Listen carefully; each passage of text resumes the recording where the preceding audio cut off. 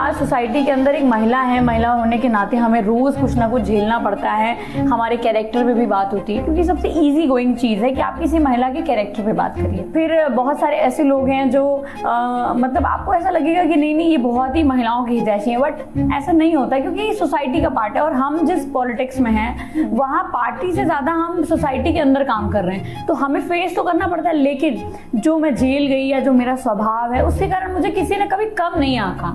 Women reservation होता, महिला आरक्षण होता, आप चुनाव जो हार गई, क्या आपको लगता है कि आप वो चुनाव जीत सकती थी अगर नहीं, मुझे बिल्कुल ऐसा नहीं लगता। जब मैं बराबरी की बात कर रही हूँ तो मुझे ये लगता है कि मैं पुरुषों के खिलाफ भी चुनाव लड़के जीत सकती हूँ। महिला रिजर्वेशन का मतलब ये नहीं है कि आप हमें 33% कोटे में बांध दीजिए और 77% से मतलब 67% से ज्यादा रिजर्वेशन आप पुरुषों को दे दें। ऐसे भी लोग मौजूद हैं जो भारतीय जनता पार्टी के इशारे पे वोट काटने का काम कर रहे हैं, और हमारी एक्सरसाइज इस पे चल रही है कि हम एक भी वोट कटने नहीं देंगे। सड़कों पर प्रदर्शन, जेल और लाठियों से लेकर विधानसभा चुनाव तक का सफर तय करने वाली पूजा शुक्ला आज हमारे साथ हैं। छात्र राजनीति से चर्चा में आई पूजा शुक्ला समाजवादी पार्टी का एक प्रमुख युवा चेहरा बनकर उभरी हैं। उत्तर प्रदेश में SIR के साथ 2027 के विधानसभा चुनावों की आहट महसूस होने लगी है। विपक्ष की इसको लेकर क्या रणनीति है और महिला आरक्षण के मुद्दे पर सपा की मांग कितनी वाजिब है, इसके साथ ही छात्र राजनीति 27 के चुनावों में क्या रणनीतिक बदलाव, क्या चुनावी समीकरण बदलने में अपना योगदान दे सकती है, जानेंगे आज पूजा से। बहुत बहुत स्वागत है पूजा आपका न्यूज़ लॉन्च। बहुत बहुत धन्यवाद आपका। तो शुरुआत से शुरू करते हैं पूजा। उमूमन लोग राजनीति में तब आते हैं जब सेटल हो जाते हैं, लेकिन हमने जैसा कि आपको देखा कि आप यूनिवर्सिटी के गेट पे ही झंडा लेकर खड़ी हो गई और फिर वहाँ से आपको जेल भी जाना पड़ा। तो क्या रिएक्शन था आपकी फैमिली का? कभी आपको ऐसा तो नहीं लगा कि क्या पंगा ले लिया मैंने? अगर बात करें स्टूडेंट पॉलिटिक्स की तो 2012 के बाद से जी, जब निर्भया के साथ बलात्कार का एक मामला आया, जब निर्भया मूवमेंट हुआ पूरे देश में, तो उसमें महिलाओं के अंदर जागरूकता आई और महिलाएं, वो एक पहला प्रोटेस्ट मैंने देखा अपनी याद में, जिसमें इतनी बड़ी संख्या में लोग सड़क पर निकल रहे थे, जा रहे थे, डिमांड कर रहे थे। हम लोग भी उसी प्रोटेस्ट का एक हिस्सा थे और उसके बाद से स्टूडेंट पॉलिटिक्स में आना जाना मिलना। तो कभी ऐसा कोई पॉलिटिकल इंटरेस्ट नहीं था कि हमें पॉलिटिक्स में जाना है। हमें ये था कि हमें चेंज के लिए काम करना है और एक पॉजिटिव डायरेक्शन में काम करना है।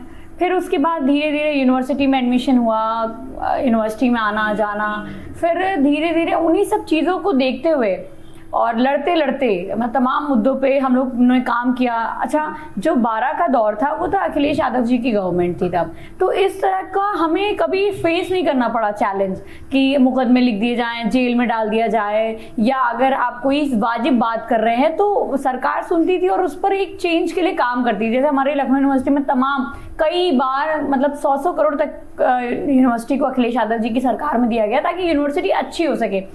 मैं उस समय पार्ट भी नहीं थी पॉलिटिक्स का, बट मैं जब बात करती थी, झगड़ा आंदोलन करती थी या लोगों के पास जाती थी, तो इस तरह का झगड़ा नहीं होता था जो आज हम फेस कर रहे हैं। 17 में हमें लगा कि वैसी ही सरकार होगी, काम करेगी, तो हम लोग अपने मुद्दों को लेके गए। फी हाइक का मुद्दा था और वहां से लड़ाई शुरू हुई, और वो लड़ाई जब शुरू हुई तो उसने मुझे मेन स्ट्रीम पॉलिटिक्स का एक पार्ट बना दिया, और तब से मेन स्ट्रीम स्टूडेंट पॉलिटिक्स से मेन स्ट्रीम पॉलिटिक्स में जो एंट्री थी वो 2017 थी। तो ये जो सफ़र था स्टूडेंट पॉलिटिक्स का, मतलब यूनिवर्सिटी से लेके विधानसभा चुनाव तक का, कि स्कूल में तो कॉलेज में फीस का मुद्दा है या एग्ज़ाम टाइम पे कराने का मुद्दा है जिसको लेकर, लेकिन विधानसभा चुनाव तक का जो आपने सफ़र तय किया कि अब आपके पास पार्टी की जिम्मेदारियां भी होंगी, तो क्या अभी भी जो आपके अंदर विद्रोही पूजा है, जो सड़क पर प्रदर्शन के लिए निकल आती थी, क्या अभी भी आपको लगता है कि सड़क पर आ जाना चाहिए या आप कुछ चीजें बदली? देखिए, जिसका नेचर रिबेलियस होता है ना, वो कभी नहीं चेंज होता है। वो फिर जो व्यक्ति का जो स्वभाव है, जो नेचर है, तो अगर जिसके नेचर में ही रिबेलियस है, अगर मैं शुरू से विद्रोही स्वभाव की हूँ और मुझे लगता है कि गलत को गलत कहना चाहिए, सही को सही कहना चाहिए, तो वो कभी नहीं खत्म हो सकता। और आज नहीं, मेरे जीवन के अंतिम सांस तक वो नेचर रहेगा, वो चेंज नहीं हो सकता। वो इसलिए नहीं हो सकता क्योंकि हम कभी अपनी अंतरात्मा के साथ कॉम्प्रोमाइज़ नहीं कर सकते। अगर जिस दिन हमने कॉम्प्रोमाइज़ कर लिया, उस दिन हम जिस कॉन्फिडेंस के साथ, जिस ऑनेस्टी के साथ लोगों की लड़ाई लड़ रहे हैं, वो नहीं लड़ पाएंगे। कहा जाता है कि पॉलिटिक्स में महिलाओं को बहुत स्ट्रगल करना पड़ता है। आप भी एक महिला हैं, युवा हैं, आपको अपनी पार्टी में कभी ऐसा महसूस हुआ कि अरे मीटिंग में, किसी भी मीटिंग में किसी ने कि अरे ये तो बच्ची है, इसे क्या समझ में आएगा। या उत्तर प्रदेश जहाँ पे मतलब एक पितृसत्तात्मक समाज है, कभी आपको एक महिला होने के नाते चुनौतियों का सामना करना पड़ा? देखिए, महिला होने के साथ साथ मैं एक आम परिवार से आती हूँ, विदाउट कोई पॉलिटिकल बैकग्राउंड। तो तमाम तरह की चीज़ें तो फेस करनी पड़ती हैं, क्योंकि एक सोसाइटी का पार्ट है कि आपका कोई पॉलिटिकल बैकग्राउंड नहीं है, आपका कोई पॉलिटिकल गॉडफादर नहीं है, और आप एक महिला हो, और महिला में भी आप कोई साधन संपन्न परिवार की महिला नहीं हो। तो हमें कई लेवल पे फेस करना पड़ता है, क्योंकि इस पार्टी के अंदर जो लोग आ रहे हैं वो तो सब सोसाइटी का पार्ट है। लेकिन फिर भी मैं कह रही हूँ कि समाजवादी पार्टी के अंदर इतनी डेमोक्रेसी है कि महिलाओं को कैसे उनके उत्थान के लिए आगे बढ़ाया जाए। और तमाम महिलाओं को आप देखिए जिनको समाज में उपेक्षित किया गया, जिन्हें समाज में सम्मान नहीं मिला, उनको समाजवादी पार्टी ने सम्मान दिया। चाहे वो फूलन देवी हो, चाहे वो उनकी बहन रुक्मिणी निषाद हो जो संघर्ष कर रही हैं, चाहे वो लीलावती कुशवाहा हो, चाहे वो हमारी और पार्टी की महिलाएं जो बेचारी किसी पॉलिटिकल बैकग्राउंड से नहीं थी, उनको मौका मिला। तो मैंने जब ये चीज़ देखी कि हाँ, आज सोसाइटी के अंदर एक महिला है, महिला होने के नाते हमें रोज़ कुछ ना कुछ झेलना पड़ता है, हमारे कैरेक्टर पे भी बात होती है, क्योंकि सबसे ईजी गोइंग चीज़ है कि आप किसी महिला के कैरेक्टर पे बात करिए। फिर बहुत सारे ऐसे लोग हैं जो मतलब आपको ऐसा लगेगा कि नहीं ये बहुत ही महिलाओं की हितैषी है, बट ऐसा नहीं होता, क्योंकि सोसाइटी का पार्ट है। और हम जिस पॉलिटिक्स में हैं वहाँ पार्टी से ज़्यादा हम सोसाइटी के अंदर काम कर रहे हैं, तो हमें फेस तो करना पड़ता है। लेकिन जो मैं जेल गई या जो मेरा स्वभाव है, उसके कारण मुझे किसी ने कभी कम नहीं आंका। ज्यादा जरूर आ सकते हैं, डर जरूर सकते हैं, लेकिन कम नहीं आका। उसका रीजन ये था ना कि जब आप कॉन्फिडेंट होते हो, जब आप बात रखते हो, तो वो जो आपका वे ऑफ पॉलिटिक्स होता है वो बहुत अगर डिफरेंट है, या मतलब लोगों को लगता है आप कॉन्फिडेंट हो, तो कोई आपको कभी कम नहीं आंक सकता।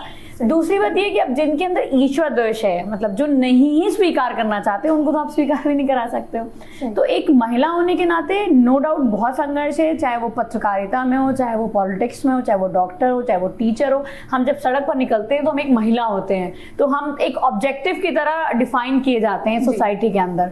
तो हमारी लड़ाई तो है कि हम एक एज अ ऑब्जेक्टिव मत देखो, हमें एज अ ह्यूमन बीइंग देखो, कि हमारे अंदर भी वही सेंस है, वही इमोशंस हैं, वही निर्णय लेने की क्षमता है जो पुरुषों के अंदर है। तो राजनीति में जैसे महिलाओं के ऊपर बात हो रही है, अभी संसद में भी महिला आरक्षण पर विरोध, मतलब महिला आरक्षण बिल के ऊपर बहस चल रही है। समाजवादी पार्टी ने इस बिल का समर्थन तो किया है, लेकिन इतनी बड़ी शर्त रख दी है कि उसमें ओबीसी और अल्पसंख्यक महिलाएं, मतलब आलोचकों का कहना है कि ये मतलब बिल्कुल अटकाने वाली बात है। आप इस पर क्या सोचते हैं? देखिए, पहली बात तो उसको बहुत क्लियर कर दें, 2023 में जब ये बिल आया था महिलाओं के आरक्षण का, उसी समय पूरे विपक्ष ने इसका समर्थन किया था। आज भी हम कह रहे हैं हम महिला आरक्षण के पक्ष में हैं, हम कोटे के आरक्षण के पक्ष में हैं। हम चाहते हैं कि समाज की सभी वर्ग की महिलाओं को रिप्रेजेंटेशन पॉलिटिक्स के अंदर मिले, ठीक, और सारे दल दें। दूसरी बात ये कि हमने ना तब विरोध किया था ना हम आज विरोध कर रहे हैं। आपने अभी बताया ना कि आप भी एक ऐसी नॉर्मल फैमिली से बिलोंग करती हैं और स्ट्रगल करके राजनीति में आई हैं, तो आपको ये ठीक लगता है कि कोटे के अंदर कोटे वाली जो बात है वो महिलाओं के लिए होना चाहिए, अल्पसंख्यक और ओबीसी महिलाओं के लिए? देखिए, मैं इसलिए बात कह रही हूँ कि बीइंग अ फीमेल, मैं जिस समाज से निकल करके आई हूँ, उस समाज ने जातीय दंश को नहीं सहा, गरीबी को सहा है, संघर्ष किया है। एक हमारा उस तरह का पॉलिटिकल बैकग्राउंड नहीं था, वो तो चीज़ें हमने फेस की हैं। लेकिन जो पिछड़े वर्ग की महिलाएं हैं, जो हमारी अल्पसंख्यक महिलाएं, क्या अल्पसंख्यक से तात्पर्य से मुसलमान से होता है? हम मुस्लिमों की भी बात कर रहे हैं, हम सिखों की भी बात कर रहे हैं, हम जैन की भी बात कर रहे हैं, हम पारसी की भी बात कर रहे हैं, हम क्रिश्चियंस की भी बात कर रहे हैं। तो बार बार वो एक मुस्लिम्स को टारगेट करना कि अल्पसंख्यक की बात करें, तो हम तो सबकी बात कर रहे हैं। उसमें अल्पसंख्यक मतलब जो भी समाज में जिसका भी प्रतिनिधित्व पूरा नहीं है, हम हर उस वर्ग की बात कर रहे हैं। पिछड़े वर्ग की महिलाएं जो बेचारी घर से निकलती हैं, जिनको पिछड़ी जाति होने की वजह से जातीय दंश को भी सहना पड़ा, जो हमारी दलित महिलाएं जिनको जातीय दंश को भी सहना पड़ा, तो उनका संघर्ष तो दोहरा हो गया कि एक तो वो महिला होने को फेस कर रही है, दूसरा वो दलित और पिछड़े और अल्पसंख्यक समुदाय से आने की वजह से टारगेट हो रही हैं जी। उनके कपड़ों के आधार पर उनको जज किया जा रहा है। तो क्या उनको प्रतिनिधित्व तो नहीं मिलना चाहिए? क्या अगर ये बात की जा रही है कि पिछड़े वर्ग की महिलाओं को या अल्पसंख्यक महिलाओं को भी इसमें सम्मिलित किया जाए, तो उसमें क्या गलत है? अगर यही बात है तो मतलब ये तो हो गई केंद्र की बात कि एक कानून बने और महिलाओं को आरक्षण मिले, तो समाजवादी पार्टी अपनी पार्टी के भीतर से इसकी शुरुआत क्यों नहीं करती कि मतलब हम भी आप पार्टी के अंदर से 33% महिलाओं को आरक्षण देना शुरू करें? क्योंकि जब हम आंकड़े देखते हैं, चाहे वो 2024 का चुनाव हो, 22 का चुनाव हो, पार्टी के अंदर महिलाओं का रिप्रेजेंटेशन उतना नहीं रहा है जितनी मतलब अभी बात हो रही है। देखिए, हम लोग अपने संगठन में स्पेस देते हैं। आप जैसे ओवरऑल देखिए, हम चुनावी राजनीति में जो महिलाएं लड़ना चाहती हैं, जो संघर्ष कर रही हैं, उनको भी मौका मिला। और आज सदन में सबसे ज्यादा अगर यूपी के अंदर आप देखो तो महिला सांसद समाजवादी पार्टी से हैं। अगर आप देखो तो सबसे ज्यादा महिला सांसद समाजवादी पार्टी की हैं। 5 महिला सांसद हैं हमारे पास, और वो पांचों अलग अलग समुदाय से आती हैं। दलित समुदाय से हैं, पिछड़े वर्ग से हैं, अल्पसंख्यक हैं। सबको कहीं ना कहीं रिप्रेजेंटेशन देने का हमने काम किया। और अगर आप देखिए तो सदन के अंदर भी हम लोगों ने महिला रिप्रेजेंटेशन देने का काम किया। तमाम जगह पर हमने महिलाओं को संगठन में, मुख्य धारा में, राजनीति में जिम्मेदारी दे सकती है। हमारे छात्र संगठन, युवा संगठन, पार्टी का संगठन, महिला संगठन के इतर भी हमने महिलाओं को रिप्रेजेंटेशन दिया। हमारे युवा संगठन में सबसे ज्यादा महिलाएं आपको मिल जाएंगी, छात्र संगठन में सबसे ज्यादा महिलाएं आपको मिल जाएंगी। हम यहाँ की बात करें उत्तर प्रदेश की, तो 102 लेजिस्लेटर्स में से 15 महिलाएं। और कितनी लड़ी? 14% है ये। नहीं, लड़ी कितनी? अब समाज में जो हम लोग, मान लीजिए मैं लड़ने गई और मुझे उतना वोट प्रतिशत नहीं मिला और मैं चुनाव हार गई, यहीं पर ये सवाल उठता है कि यदि अगर वुमेन रिजर्वेशन होता, महिला आरक्षण होता, आप चुनाव जो हार गई, क्या आपको लगता है कि आप वो चुनाव जीत सकती थी? अगर नहीं, मुझे बिल्कुल ऐसा नहीं लगता। जब मैं बराबरी की बात कर रही हूँ तो मुझे ये लगता है कि मैं पुरुषों के खिलाफ भी चुनाव लड़के जीत सकती हूँ। महिला रिजर्वेशन का मतलब ये नहीं है कि आप हमें 33% कोटे में बांध दीजिए और 77% से मतलब 67% से ज्यादा रिजर्वेशन आप पुरुषों को दे दीजिए। मतलब ये तो एक निर्धारित हो गया कि हमारे पास 100 सीटें हैं, हमने 33 में कहा महिलाएं लड़ेंगी और अन्य सीटों पर से पुरुष लड़ेंगे। नहीं, तो अभी तो 33 पर भी नहीं पहुंच पा रही है ना। नहीं, बट मैं कह रही हूँ कि रिप्रेजेंटेशन की अगर आप बात कर रहे हैं तो यहाँ पर ये नहीं होना चाहिए कि आप एक महिला के खिलाफ दूसरे महिला को लड़ा दीजिए। अगर महिला की इच्छा है उस सीट से लड़ने की, तब तो लड़ाइए। अदरवाइज अगर वो किसी पुरुष के सामने कम्पीट करना चाहती है तो क्या प्रॉब्लम है? ये कहीं से वाजिब नहीं है ना कि आपने महिला के खिलाफ महिला लड़ा दी और आपने कहा नहीं भाई हमने 33% दे दिया और अन्य सीटों पे आप नहीं दे रहे हो। तो आप तो एक तरह से महिलाओं के रिजर्वेशन के नाम पर महिलाओं की संख्या को सीमित कर दे रहे हो। तो इस हिसाब से तो महिला रिजर्वेशन के आप अगेंस्ट हो गए? नहीं, बिल्कुल नहीं अगेंस्ट है। हम कह रहे हैं 33% रिजर्वेशन आप दीजिए, लेकिन आप सीट मत डिसाइड करिए। जहां से उनको लड़ने की इच्छा वो वहां से लड़ेंगी, पार्टियों को तय करने दीजिए। इशू क्या है भाई? सरकार की तो मंशा ही नहीं है रिजर्वेशन देने की। मैं फिर इस पे आपसे कह रही हूँ, 2023 में जब ये बिल आया, सारे विपक्ष ने, सबने, समाजवादी पार्टी ने खुले तौर पर इस बिल का स्वागत किया, इसका समर्थन किया और हमने मांग की कि हम कोटे के अंदर कोटे के रिजर्वेशन की मांग करते हैं। लेकिन फिर भी इनको चाहिए था कि अगर इन्होंने बिल पास हो गया, हमारे उस बात के बाद भी बिल पास हुआ और हमने समर्थन किया उस बिल का। और 543 सीटों में जब 2023-24 में चुनाव हुआ तो ये चाहते तो 1/3 हिस्सा महिलाओं को दे सकते थे चुनाव लड़ने का। इन्होंने नहीं दिया। क्यों नहीं दिया? 24 में आप लड़ा सकते थे। फिर आप नई चीज लेके आ गए कि डिलिमिटेशन करेंगे। तो आपने जब 2011 के हिसाब से जब आप सेंसस को मान रहे हो तो आपको 543 सीटों में ही आपको वो करना पड़ेगा कि आपको रिजर्वेशन देना पड़ेगा। फिर आप सेंसस कर रहे हो, सेंसस करोगे फिर डिलिमिटेशन करोगे। विदाउट सेंसस आप कैसे डिलिमिटेशन कर दे रहे हो? तो आप महिला आरक्षण बिल नहीं लाना चाहते थे, आप अपने सुविधा के अनुसार कॉन्स्टिट्यूएंसीज बांटना चाहते थे। मतलब 543 सीटों में 200 सीटें और बढ़ाकर आप महिलाओं को वो देना चाहते थे। आप ये नहीं चाहते थे कि हम 700 में उनको हिस्सा दें। आप चाहते थे कुछ अलग से सीटें बना दें ताकि पुरुषों की सीटों को खतरा ना हो और उसमें भी पिछड़े वर्ग की महिलाओं को मौका ना मिले, अल्पसंख्यक महिलाओं को मौका ना मिले। हम SIR के मुद्दे पर अगर बात करें तो उत्तर प्रदेश में SIR की मतदाता सूची आ चुकी है और 2 करोड़ से ज़्यादा लोगों के नाम कटे हैं। सरकार का कहना है कि ये एक रूटीन है, लेकिन आप कह रही हैं कि ये वोटों की डकैती है। तो इसको लेकर के आपके पास क्या प्रूफ्स हैं? और आपने जैसा कि बताया था कि ग्राउंड पे हमारी इन्वेस्टिगेशन चल रही है, तो क्या कुछ निकल कर आ रहा है इन्वेस्टिगेशन में? देखिए, जो SIR हुआ है ये एक तरह से वोट काटने की एक्सरसाइज है ऑफिशियली, और तमाम जगहों पर वोट चोरी को समाजवादी पार्टी के पीडीए प्रहरियों ने पकड़ा भी है। अगर आपको याद हो कि बंगाल से लेकर बिहार तक लगातार जिस तरह से SIR के नाम पर वोटर लिस्ट से वोट काटे जा रहे थे और तमाम जगह वोट कटे भी। उसके बाद जब उत्तर प्रदेश में ये एक्सरसाइज स्टार्ट हुई तो समाजवादी पार्टी के राष्ट्रीय अध्यक्ष अखिलेश यादव जी ने पीडीए प्रहरियों को सक्रिय किया कि हर एक बूथ पर जाइए और अपने अपने वोटर्स का वोट बचाइए। और सक्रियता के साथ पीडीए प्रहरियों ने तमाम जगह भारतीय जनता पार्टी की चोरियां भी पकड़ी, जहां पर एक तरफ जब पहली लिस्ट आई और तमाम लोगों के नाम कटे थे, उसके बाद उनके नाम को दोबारा से एनरोल कराया गया। और दूसरी बात ये कि फॉर्म 7 के नाम पर जो वोट काटे जा रहे थे, जिसमें समाजवादी पार्टी के राष्ट्रीय अध्यक्ष अखिलेश यादव जी ने जो एक दशरथ कुमार थे सरोजनी नगर में और एक नंदलाल थे सुल्तानपुर में, जिन्होंने बताया कि इस नंदलाल जी को साइन करना नहीं आता था और उनके साइन पर सैकड़ों लोगों के वोट काट दिए गए। दशरथ के साथ भी वही समस्या थी, उन्होंने कोई वोट काटने के लिए दिया ही नहीं, लेकिन उनका नाम लगाकर तमाम लोगों के वोट काटने के लिए फॉर्म 7 दिए गए।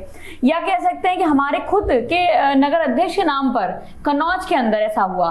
तो तमाम जगह पर लोगों ने बताया कि फॉर्म सील होकर क्या है कि किनके नाम काटने फॉर्म 7 के तहत। तो सबसे बड़ी चोरी तो समाजवादी पार्टी ने पकड़ी और उनके वर्कर्स ने पकड़ी। तो ये जो नाम काट आपने चोरी पकड़ी, इन लोगों के नाम जोड़ने के लिए कोई प्रयास किया आप लोगों ने? नहीं, बिल्कुल नहीं, नाम कटे ही नहीं ना। उसके बाद फिर जब एक्सपोज हो गए, देन जब बीएलओ के पास वो सूची गई और बीएलओ ने कहा ये तो गलत है। और आप समझिए उस बीएलओ के साथ क्या हुआ जिसने इस चीज को कहा, उसको नौकरी से हटा दिया गया, उसको बीएलओ पद से हटा दिया गया। और तमाम जगह पर ऐसे भी लोग मौजूद हैं जो भारतीय जनता पार्टी के इशारे पे वोट काटने का काम कर रहे हैं। और हमारी एक्सरसाइज इस पे चल रही है कि हम एक भी वोट कटने नहीं देंगे। और अभी वर्तमान समय में आप देखिए तो हमारी कॉन्स्टिट्यूएंसी में सबसे ज्यादा वोट कटा। तो अभी हम अपने पता कर रहे हैं कि ऐसा तो नहीं कि किसी का वोट हमारे यहाँ काट दिया हो, लेकिन अभी जो सूचना मिल रही है कि बहुत जगह पर भारतीय जनता पार्टी ने फर्जी वोट बना रखे थे जिनकी वो दोबारा नहीं बनवा पाए हैं। तो ये भी एक पीडीए प्रहरियों की जीत है कि हमने तमाम जगह एक्सपोज किया है। आप बताइए 1200-1300 की लिस्ट में 500-400 नाम बच रहे हैं और वो बूथ भारतीय जनता पार्टी जीतती है। तो वो वोटर्स कहां चले गए? ढूंढने में लोगों को नहीं मिला, नॉट फाउंड। कहां चले गए वो वोटर्स? इट मींस कि आपने बाहर से लाके वोट जोड़े। और जब पीडीए प्रहरियों ने पूरी सतर्कता के साथ बूथ पे काम किया तो तमाम जगह हमने बीजेपी को समाजवादी पार्टी ने फॉर्म 7 का इस्तेमाल करके अपनी तरफ से मतलब फर्जी वोटर्स के नाम हटवाने का नहीं, हमने तो पहले ही चेक कर लिया था। एसआईआर ही नहीं हुआ उन लोगों का। जब हमारे हर एक बूथ का प्रहरी बूथ पर रहा तो किसी भी ऐसे फर्जी व्यक्ति का हम लोग नाम ही नहीं पढ़ने दिया। और अगर जहां पर भी सूचना मिल रही है वहां पर एफआईआर कराने का काम करेंगे पीडीए प्रहरी। तो अब जो ये वोटर लिस्ट आ गई है तो अखिलेश जी का कहना है इसमें सबसे ज्यादा पिछड़ा, दलित और अल्पसंख्यक समुदाय के वोट कटे हैं। तो ये जो वोटर लिस्ट है इसके साथ 2027 के चुनाव में हम कहाँ तक आगे जाने का देख रहे हैं और ये इसके लिए क्या रणनीति? अभी हम लोग आइडेंटिफाई कर रहे हैं और जहां पर भी फर्जी तरीके से वोट काटा गया होगा वहां पर एफआईआर कराने का काम करेंगे और जो नए वोटर्स हैं इनको एनरोल करने का काम करेंगे। अभी हम देख रहे हैं कि बंगाल में भी चुनाव चल रहे हैं और हमारे मुख्यमंत्री जी बंगाल में धुआंधार रैलियां कर रहे हैं और वहां पर उन्होंने दावा किया है कि माफिया राज जैसे यूपी में खत्म किया है वैसे बंगाल में भी खत्म कर देंगे। तो जो ये ठोको वाली राजनीति है इसको आप कहाँ तक देखती हैं, कितना सही है और बंगाल में इसका कितना असर होगा? जिनका खुद का प्रदेश उनसे संभल नहीं रहा है वो जाकर के बंगाल में सुशासन की बातें ना ही करे तो अच्छा है। पूरे उत्तर प्रदेश में गांजा पकड़ा जा रहा है, जगह जगह गांजे की खेती हो रही, गांजे को जो है इधर से उधर भेजा जा रहा है, एयरपोर्ट तक गांजा पकड़ा गया। सोचिए, तो उत्तर प्रदेश में रोजगार नहीं मिल रहा है, गांजा मिल रहा है जगह जगह। और जो गांजे के वो हैं ब्रांड एम्बेसडर वो बंगाल में घूम रहे हैं। क्यों बंगाल में घूम रहे हैं? क्योंकि उनको पता है कि बंगाल में ममता बनर्जी जी के शासन में रोजगार मिला, लोग सशक्त हुए हैं, महिलाएं सशक्त हुई हैं, वहां पर एक अच्छा शासन है। तो कैसे उसको बर्बाद कर दिया जाए? अपने बर्बादी का मॉडल लेकर के उत्तर प्रदेश के वर्तमान मुख्यमंत्री अजय सिंह बिष्ट घूम रहे हैं बंगाल। आप सोचिए यहाँ पर 112 की लड़कियों को, सैकड़ों लड़कियों को नौकरी से निकाल दिया गया। मैं महिलाओं की बात कर रही हूँ क्योंकि बीजेपी महिलाओं की बात कर रही है बार बार कि मैं महिला आरक्षण दे रही हूँ, इसलिए मैं ये बात कह रही हूँ। 1076 की बेटियां वेतन बढ़ाने की मांग पर संघर्ष करती हैं, उनको दंडों का सामना करना पड़ता है। इसी प्रदेश के अंदर मेट्स नोएडा के अंदर प्रोटेस्ट करती है तो बताते हैं पाकिस्तान से उनके तार जुड़े हुए हैं। मतलब आप सोचिए इतने साल से ये शासन में है फिर भी तार वहां पाकिस्तान से कैसे जुड़े हैं ये नहीं एक्सप्लेन कर पा रहे। बलात्कार की बात करिए, आगरा, चित्रकूट, हाथरस, उन्नाव, बदायूं, लड़कियों के साथ गैंग रेप्स हो रहे हैं। एक भी मुकदमा मुख्यमंत्री के शासन में दर्ज नहीं हो रहा। और हाथरस में तो ये हुआ कि जिनके खिलाफ मुकदमा दर्ज हुआ बाद में उनको बाइज्जत बरी कर दिया गया। तो आप सोचिए कि कैसी सरकार है कि ना रोजगार दे पा रही है, ना हेल्थ फैसिलिटीज में हम कहीं हमारे सरकारी अस्पतालों को खत्म किया जा रहा है। सरकारी अस्पतालों का हाल ये है कि कुत्ते वहां पर बेड के ऊपर सो रहे हैं और इंसानों को बेड नहीं मिल पा रहा है क्योंकि कोई फैसिलिटी नहीं है मेडिकल, कोई मशीनें ही नहीं है अच्छी, कोई डॉक्टर्स ही नहीं वहां बैठ रहे हैं। फिर उसके बाद आप सोचिए थानों की ये हाल है, पैसा दीजिए काम कराइए। लेकिन अगर योगी जी का बंगाल में जो ये अपना पसीना बहा रहे हैं अगर ये असर कर जाता है और बंगाल में बीजेपी की सरकार आ जाती है तो यूपी के चुनाव पर इसका क्या असर वहां पड़ेगा? भी और इसका क्या इसको लेकर आप लोग देखिए, उत्तर प्रदेश की जनता जान चुकी, बंगाल की जनता बहुत समझदार है। बंगाल की जनता सब जानती है कि ये खुद वहां पर आतंक फैलाने वाले लोग उत्तर प्रदेश में, वो बंगाल को क्या सुशासन की बात पढ़ाएंगे। उनको पता है कि उत्तर प्रदेश की महिलाएं किस तरह से दरबदर भटक रही हैं, और बंगाल की महिलाएं योगी आदित्यनाथ की बातों में नहीं आने वाली। वो जानती है कि किस तरह से पूजनीय शंकराचार्य जी का अपमान अजय सिंह बिष्ट उर्फ आदित्यनाथ ने किया है। उनको पता है कि कैसे बटुकों पे लाठी चलाई है, कैसे महिलाओं के साथ जहां रेप हुआ वहां पर मुकदमे नहीं दर्ज हुए, नौजवानों को रोजगार नहीं मिला है, वेतन नहीं बढ़ा। ये कौन सा मॉडल देने गए बंगाल को? बंगाल के लोग बहुत समझदार हैं, और बंगाल के लोग आज से नहीं, बहुत पहले से बहुत इंटेलिजेंट रहे, तो वो इनकी बातों में नहीं आने वाले। और उत्तर प्रदेश की जनता तो झेल रही है, सिलेंडर की लाइन झेल रही है, पेट्रोल पंप पे लाइन झेल रही है, कभी आधार कार्ड की लाइन झेलती है, कभी SIR की लाइन झेलती है, कभी दंडों का सामना करती है अपना वेतन बढ़ाने के लिए। तो उत्तर प्रदेश की महिलाएं, उत्तर प्रदेश के नागरिक, नौजवान सब जानते हैं, और 2027 का इंतजार कर रहे हैं कि 2027 का जो चुनाव होगा वो अखिलेश यादव जी के विकास मॉडल के बनाम योगी आदित्यनाथ की बर्बादियों के मॉडल के खिलाफ होगा, जो इन्होंने बर्बाद किया उत्तर प्रदेश को। आपका ये कहना है कि कोई असर नहीं होगा योगी आदित्यनाथ जी जो बोल रहे हैं बंगाल में, या वहां पर बंगाल के जो भी नतीजे होंगे उनका यूपी पर कोई असर नहीं होगा। सब जान चुके हैं कि नकली संत हैं, गाय को राष्ट्रमाता नहीं घोषित कर पा रहे हैं, राज्य में दर्जा नहीं दे पा रहे हैं, शंकराचार्य पे लाठी चलवा रहे हैं, बटुकों की चोटी खिंचवा रहे हैं, घसीट घसीट के पिटवा रहे हैं। इनके राज में किसका सम्मान बचा है? अभी तक ये दलित को मारते थे, अल्पसंख्यक को मारते थे, पिछड़ों को मारते थे, और अब ये शंकराचार्य संतों पर भी लाठी चला रहे हैं। बताइए, जगह जगह अब सबको पता चल चुका है कि जो इनके खिलाफ बोलेगा उसके खिलाफ मुकदमा लिखवा दीजिए, उसे जेल में भिजवा दीजिए। और हम लोग तो जेल भी काट के आए हैं, और भी लोग जो जेल लोगों को भेज रहे हैं, मुकदमा लिख रहे हैं। अभी मुझ पर मुकदमा लिखा है कि इन्होंने हाल फिलहाल में, कि मतलब योगी आदित्यनाथ जी अगर देखा जाए तो बीजेपी के स्टार प्रचारकों में शामिल है, और क्राउड पुलर की तरफ से उनको देखा जाता है, जो भी बंगाल में वो कर रहे हैं। समाजवादी पार्टी में कोई ऐसा चेहरा है जो दूसरे राज्यों में जाकर, क्यों अखिलेश यादव जी से ज्यादा पॉपुलैरिटी किसकी है? कि कौन भी उनको पसंद करता है, और जहां पर भी उनको बुलाया जाता है वो जाते हैं। पहली बात। दूसरी बात, देखिए, अगर आपको महाभारत के बारे में बताऊं तो महाभारत में एक तरफ कौरवों की सेना थी, बहुत बड़ी सेना थी, बहुत बड़े बड़े उसमें लोग थे, महारथी थे, और लेकिन कौरव, और इधर सामने पांडवों की सेना थी जिनके पास भगवान श्री कृष्ण थे। तो लेकिन सबसे इंपॉर्टेंट बात क्या थी? एक अधर्म के लिए लड़ रहा था, एक धर्म को साथ में लेके लड़ रहा था। तो भले ही दिखने में उनके पास बहुत बड़ी सेना आपको दिख रही हो, ED, CBI, Modi, central, state, सब कुछ दिख रहा हो, पुलिस, सब कुछ उनकी तरफ दिख रहा हो, लेकिन यहाँ पर सच है, यहाँ पे जनता का साथ है, जनता का आशीर्वाद है, और जनता इस बार मन बना चुकी है कि नकली संत को सत्ता से बाहर करने का काम करेगी।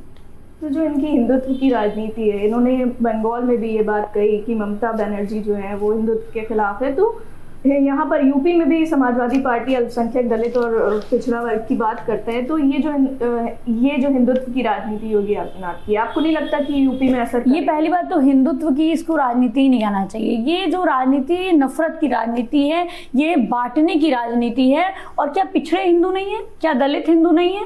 क्या अल्पसंख्यक में तमाम समाज के लोग ऐसे हैं जो मंदिर नहीं जाते, पूजा नहीं करते? तो ये कैसी इनकी राजनीति है? ये सिर्फ बांटना चाहते हैं, लोगों को बांट के, जातियों में बांट करके लोगों को बर्बाद करना चाहते हैं। और आप देखिए तमाम जगह पे इनकी जाति, सजातीय लोग बाइज्जत बरी हो जा रहे कई मामलों में। इनके सजातीय लोगों पे मुकदमा नहीं लिखा जाता है। वो मतलब आप पूरे उत्तर प्रदेश में अगर पिछड़ों का, दलितों का हक मारा जा रहा है तो ये आदित्यनाथ मार रहे हैं और इनके लोग मार रहे हैं। थानों के अंदर देख लीजिए PDA नहीं है। तो क्या पिछड़े दलितों को, अल्पसंख्यक लोगों को हक अधिकार नहीं है इस देश में जीने का? अगर नहीं है तो सबको देश से बाहर कर दीजिए। 2 रोज पहले अभी जो ये घटना हुई है विकासनगर में, आप खुद भी विकासनगर गई थी, अभी वहाँ पर क्या स्थिति है? और इन मजदूरों को लेकर के मतलब समाजवादी पार्टी क्या सोच रही है कि अगर आप अपना जो नॉर्थ लखनऊ वाला इलेक्शन है, आप वहाँ की विधायक बन जाती हैं, तो क्या इनके लिए कोई योजना है पक्के मकान बनाने की, या ये इसी तरह बस्ती में रहने को मजबूर रहेंगे? देखिए, वो जो क्षेत्र है विकासनगर, वो मेरी कॉन्स्टिट्यूंसी का पार्ट नहीं है, वो लखनऊ ईस्ट है। नहीं, मैं ओवरऑल बात कर रही हूँ। ओवरऑल मैं बता रही हूँ जी। लेकिन जब हम लोगों को सूचना मिली तो चूंकि वहाँ पे भारतीय जनता पार्टी का विधायक, लोग बता रहे हैं विधायक वहाँ पहुंचा भी नहीं, कोई भारतीय जनता पार्टी का नेता भी नहीं पहुंचा। फर्स्ट डे कुछ सेकंड्स के लिए डिप्टी सीएम गए थे झूठी घोषणाएं करने, मैं ये कर दूंगा, मैं यहाँ पर इलाज मुहैया करा दूंगा, क्योंकि उनकी आदत है बहुत लंबा फेंकने की। तो वो फेंकने गए थे, वहां पर फेंक के घोषणाएं करके चले। और गरीबों के हिस्सों में कभी भी खुशहाली आ ही नहीं सकती, उनको सिर्फ घोषणाएं मिलती हैं। और अब गरीब भी घोषणाएं सुनते सुनते सुनते सुनते पक चुका है। आज अब मैं गई तो लोग मुझे बता रहे हैं कि वो कह रहे हैं कि 13,000 रुपए ले लीजिए और ये खाली कर दीजिए। तो क्यों ना ये माना जाए कि वहां पर आग साजिशन लगाई गई थी।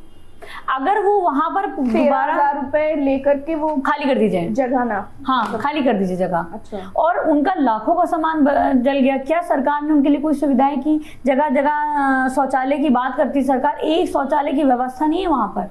मेरा सवाल था कि समाजवादी पार्टी का क्या विजन है अगर आपकी सरकार आती है तो मजदूरों के लिए आप लोग क्या? देखिए, हमारी सरकार ने जनेश्वर मिश्रा आवास भी दिए थे, लोहिया आवास भी दिए थे। हम उनको ऐसे ही आवास देकर के जोड़ेंगे और कहीं ना कहीं उनको रहने की व्यवस्था कराएंगे, उनको जीवन वो अपना अच्छे से जी सकें। और सिर्फ वही नहीं, अकबर नगर के लोगों को भी हम लोग वहीं दोबारा स्थापित करेंगे जहां पर वो पहले रहते थे। क्या हम उम्मीद करें कि आगामी जो चुनाव है उसमें महिलाओं का रिप्रेजेंटेशन पिछली बार से बढ़ेगा? और बढ़ेगा, बिल्कुल बिल्कुल और बढ़ेगा। स्ट्रगल करने वाली महिलाओं को और ज्यादा मौका मिलेगा। जो पिछड़ी दलित महिलाएं हैं, अल्पसंख्यक महिलाएं, उन्हें भी बहुत मौका मिलेगा। और कहीं ना कहीं आने वाले वक्त में जब 2027 में अखिलेश यादव जी मुख्यमंत्री बनेंगे तो जैसे 1090 जैसी योजनाएं ला करके या 112 जैसी योजनाएं ला करके या जो पोषण वाली योजनाएं, तमाम योजनाएं जो महिलाओं के लिए लाए, चाहे पेंशन हो, चाहे वो कन्या धन हो, इनको हम पुनः शुरू करेंगे और ज्यादा पैसे दे करके हम शुरू करेंगे। और 40,000 रुपए हम लोग प्रति माह मतलब पूरे साल देंगे, ये हमने वादा किया है, तो वो वादा भी पूरा करेंगे। आखिरी सवाल, अगर पूजा शुक्ला को फिर से झंडे दिखाने की नौबत आए तो क्या